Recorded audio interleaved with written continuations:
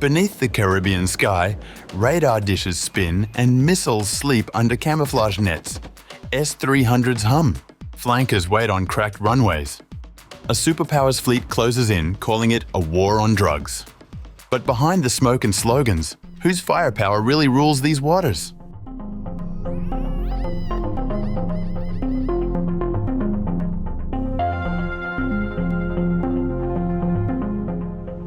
As tensions are rising sharply across the Western Hemisphere as US President Donald Trump ramps up a major military build-up in the Caribbean, escalating Washington's confrontation with Venezuela's President Nicolás Maduro. The Trump administration has shifted from years of sanctions and diplomatic pressure to a posture of open military confrontation, framing its actions as part of a war on drugs. Washington has accused Maduro and senior Venezuelan officers of running the Cartel de los Soles, a supposed narco-trafficking network, and placed a multi-million-dollar bounty on the Venezuelan leader's head. But the rhetoric has been matched by military muscle. The US has deployed a powerful naval task force to the Caribbean, including the USS Gerald R. Ford Carrier Group, F-35 stealth jets, and a nuclear submarine. Airstrikes on vessels Washington claims were tied to drug smuggling have left dozens dead. In response, Maduro has mobilized nationwide defenses, declared hundreds of battlefronts, and deepened military cooperation with Moscow, sealing a new strategic pact with Russia. But the question that arises is whether President Maduro's military is truly capable of confronting one of the world's strongest armed forces. To assess that, it's essential to examine the current state and recent advancements of Venezuela's military capabilities.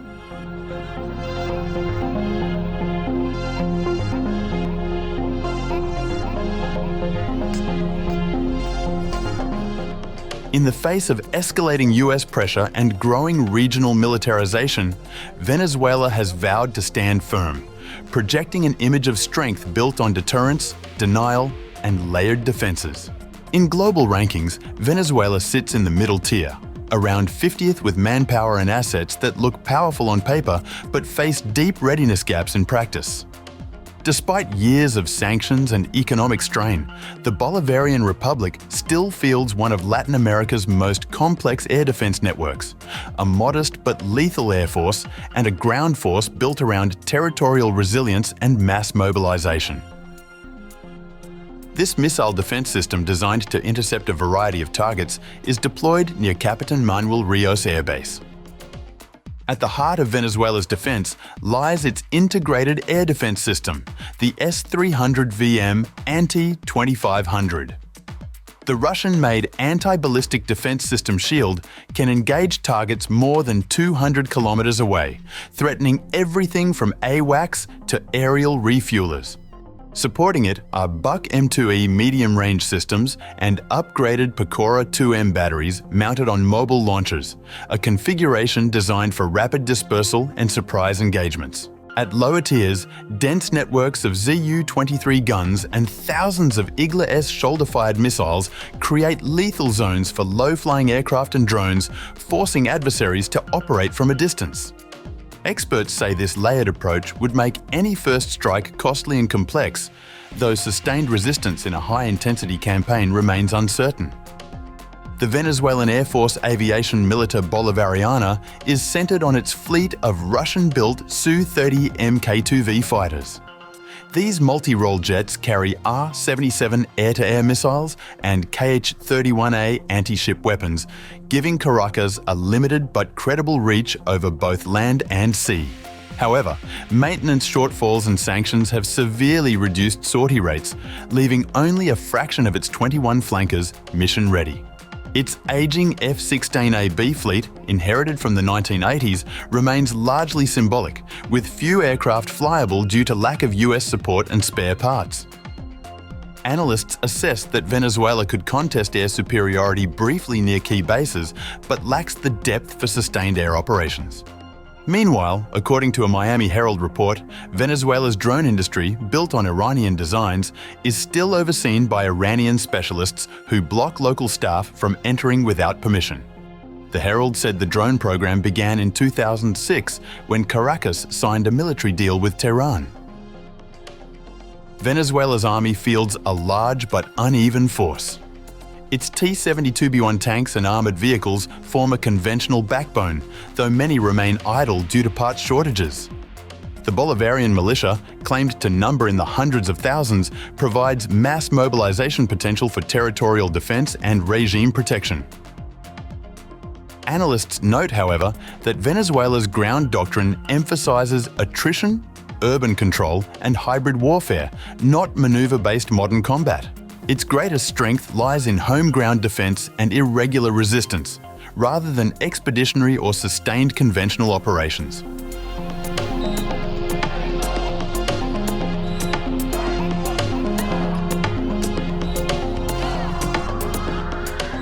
At sea, Venezuela's Navy has a modest footprint.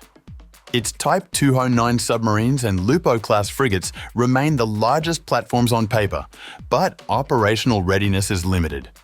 Instead, Caracas leans on coastal patrol craft and Su-30MK2 launched anti-ship missiles for deterrence, a strategy of maritime denial, not sea control.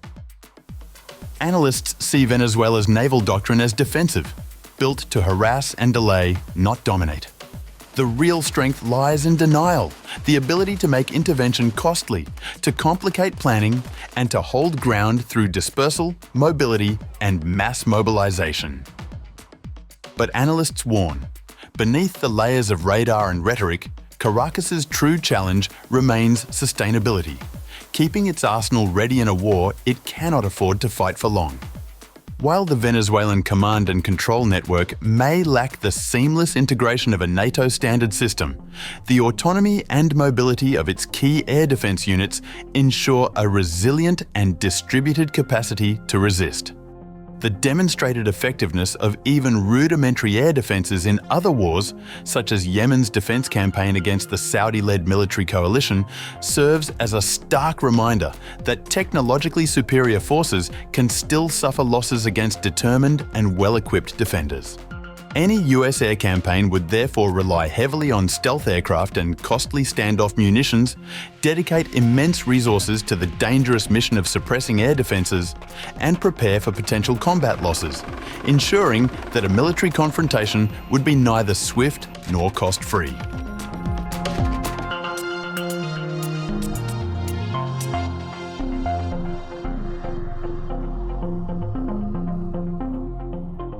The deployment of the USS Gerald R. Ford carrier strike group near Venezuela signals a major escalation in US military posture under Trump. Backed by F-35B stealth fighters and Tomahawk-equipped destroyers, the US now holds the capability to strike Venezuelan targets with precision and speed. Though framed as part of a war on drugs, analysts say the build-up resembles a regime change operation rather than an anti-narcotics mission. In response, President Nicolás Maduro has deepened military cooperation with Russia, seeking intelligence and air defense support to deter US intervention. Venezuela's strategy focuses on imposing tactical costs through mobile defenses and asymmetric warfare to make any invasion politically unviable. The standoff underscores a perilous moment in the hemisphere, where competing power plays, blurred justifications, and high-stakes brinkmanship risk igniting a broader regional conflict with severe humanitarian and geopolitical consequences. For now, Venezuela's military power stands as a paradox, formidable in design, fragile in execution, a force built less for conquest and more to ensure that any attacker pays a steep price for testing its resolve.